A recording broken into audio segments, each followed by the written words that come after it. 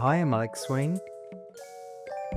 This series explores the relationship we have with artificial intelligence, telling human stories of creative projects to understand the design process and highlight what we will need to protect in an ever more technological world. In this episode of Design Futures, we are joined by James Addison, the creative director at the London branding agency 4People.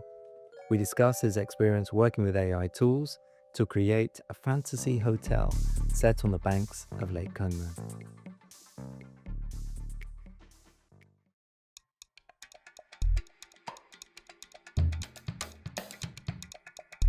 Hi James, welcome to Design Futures. Hi, thank you so much for having me. Today we're going to be learning about your book,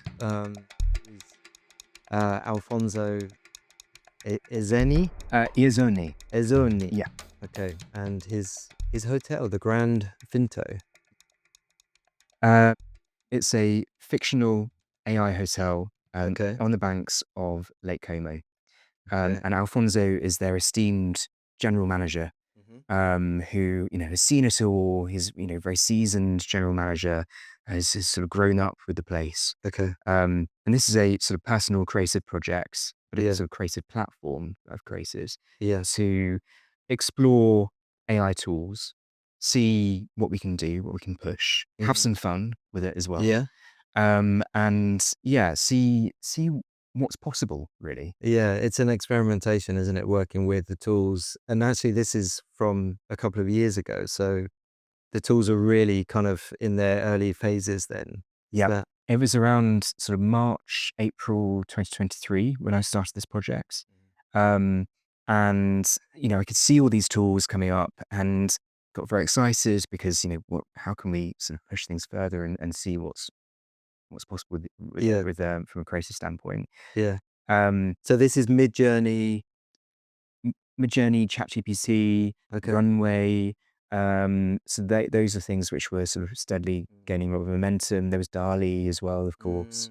But I Does that fall away, darling? I don't hear that. There's so many different tools, aren't there, that Yeah. are converged and I haven't used it for a long time, so but I think it's still there. It's still around. But Midjourney became my sort of tool of choice, as well as Suno. Thinking about sound as well. Yeah. Yeah. And what my observation at the time was you can make a picture of a cat in space, like great, okay, but why? Yeah. Or what do you do with the that? case for that? Yeah. Exactly. So because I work a lot in hospitality, I thought, well, what if I create a one sort of creative platform, one idea, and see how far I can go. Yeah. So the idea of a hotel from 1856, which had many rooms, And stories. stories, Characters, yeah. all sort of built together, and the I think the reason why I chose a hotel was because at the time the tools were quite difficult to create consistency. Right. So how can I create a believable world, Yeah. believable brand world, Yeah. but still make it believable by having multiple different rooms, ballrooms, bedrooms, suites, gardens, and actually you can start to piece that all together. And what it led to me doing is creating an Instagram channel for it. You can actually you can send a direct message to Alfonso. Bookings, contact is there? You can try and book. Okay. Usually Alfonso will say, "Oh, darling, the waiting list is too long for you." But there is a personality behind the brand, and I've sort of built this persona of Alfonso and the various different characters. It's been a bit like writing a play. Yes. And you start to sort of become familiarized with them. And I've got a bit of a fan base. There's some loyal followers, and they're all in on this sort of this The humorous side yeah, of it, yeah. exactly. So James, we've covered a lot about your book and the kind of the experimentation side of the project. Do you think this has opened up what you think is possible now with your client work and other kind of projects? That, are these tools empowering you to do more that you couldn't author because of budget or other resource restraints? Really great question. So I think whenever thinking about on a more commercial level, we're still in a wild west with AI. Yeah. And particularly from a sort of, let's say, pictorial perspective, we are thinking about sort of how AI can help sort of, let's say, think about concepting or ideas or in the inspiration phase, rather than maybe necessarily an end output. Right. It's like seeing how we can explore and push things a little bit further. Ideation at the beginning. I think that's where we're experiencing the most. I am seeing, potential clients saying, "Hey, how can we use AI?" And I think there's also there's an appetite for doing that. With that, there's always a bit of an education process as to what's the commercial reality, the legal indemnifications as well. So, obviously I'm not making any money from this project that I've got. It's very much an art project in many ways.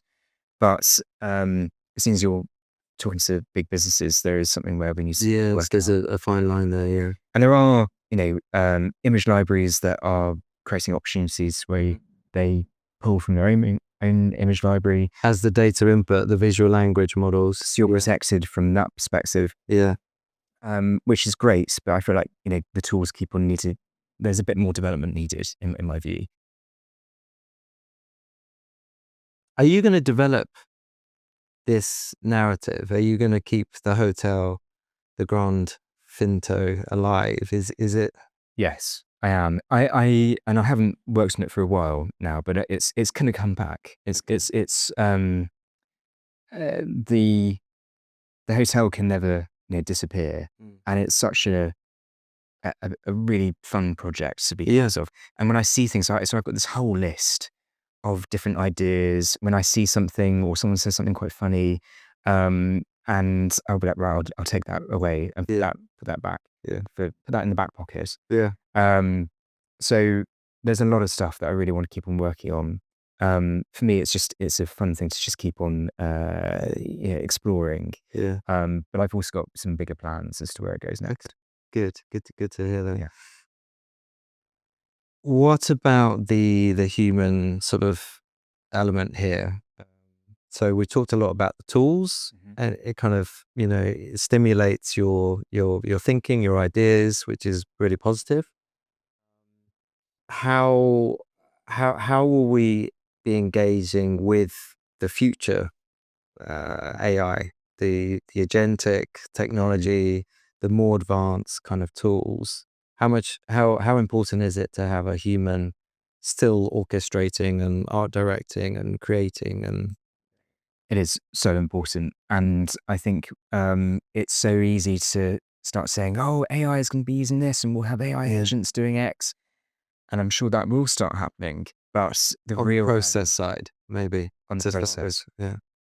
But the real value is with humans really thinking about human designers or creatives really thinking about, let's say, their client or their end vision as to what they need to achieve. What's the problem we're trying to solve? And A human problem. a human problem. And how do we make sure that we're not creating stuff for the sake of it? Actually, it's got a purpose, and we're trying to let's say speaks to someone on a deeper level. It's always about emotional intent. Yeah. What is the feeling that you're trying to evoke? Yeah. How are you trying to communicate to someone?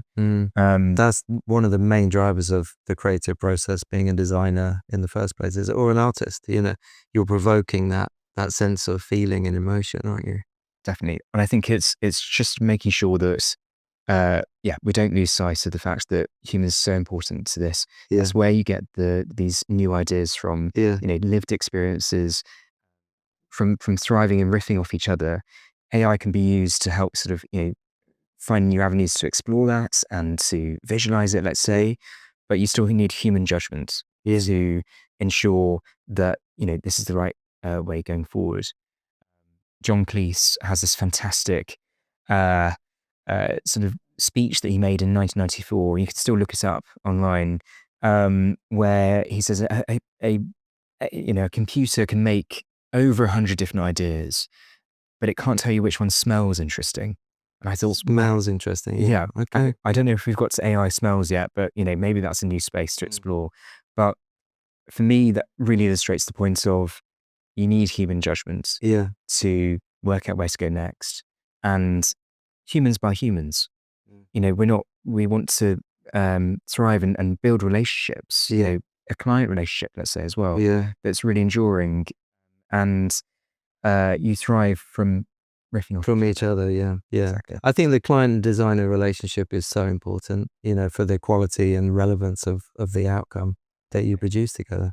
It's also the journey that you go together. Yes. Because Not always straight, sometimes meandering and always, Yeah. always. But that's part of the fun. Yeah. And sometimes you never know when you started a project where you're going to end up. Yeah. But you go through all of these different avenues, Yeah. and then collectively find that end output. So it's a shared and earned journey. And I think that's still what it is to be human as well. You when you go through that journey, it feels right because you've done that leg. I wonder if there are some parallels there with the sort of AI journey though, because it isn't as controllable, is it? Because it is a little bit unknown. And sort of, given what we've been talking about, it's Yeah, at the moment, there's a lot of dead ends, frustrations because it's not getting you what you need, and I think that will continue. Yeah.